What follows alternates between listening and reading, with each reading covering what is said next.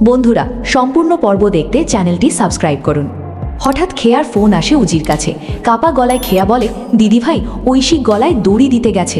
আমরা আটকানোর চেষ্টা করছি, কিন্তু ও দরজা বন্ধ করে দিয়েছে। এই খবর শুনে উজির মাথা ঘুরে যায়। এক মুহূর্ত দেরি না করে সে দৌড়ে বেরিয়ে পড়ে।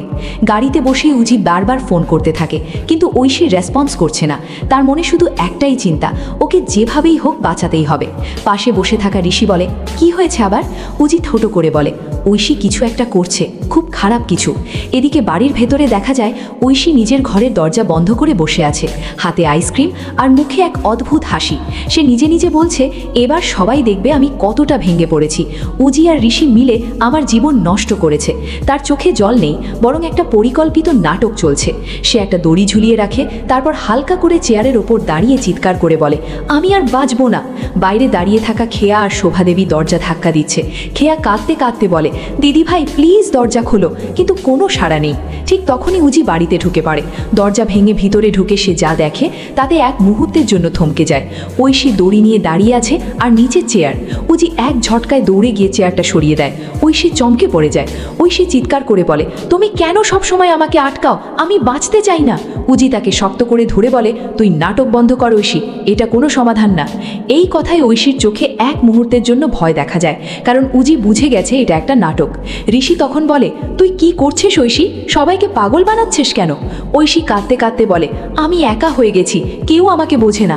কিন্তু উজি শান্ত গলায় বলে, যদি সত্যি একা হতে তাহলে তুমি এত প্ল্যান করছো কিভাবে?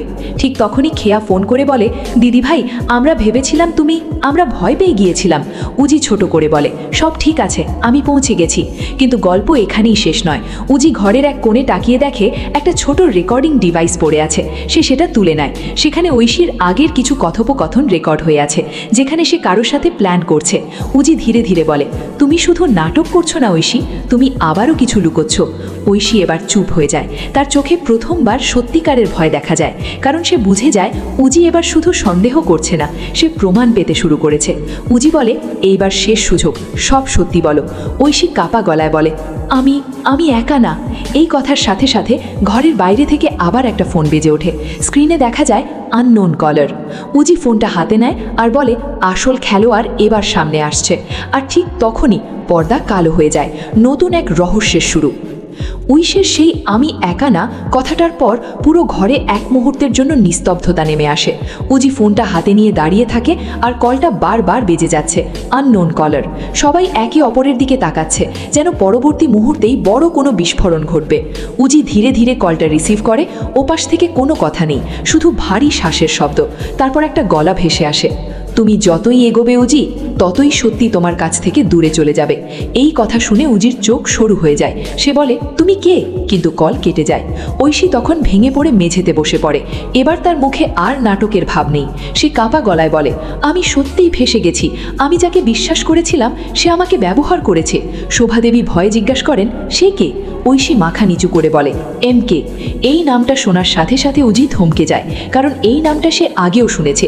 ব্যাংক কেস, সাইবার ট্রানজ্যাকশন, সব জায়গায় এই একই নাম ঘুরে বেড়াচ্ছে। ঋষি রেগে বলে, এই MK আসলে কে? কেন সবাই ওর নাম বলছে? উজি ধীরে বলে, এটাই আসল মাস্টারমাইন্ড, কিন্তু ও শুধু লুকিয়ে থাকে, সামনে আসে না।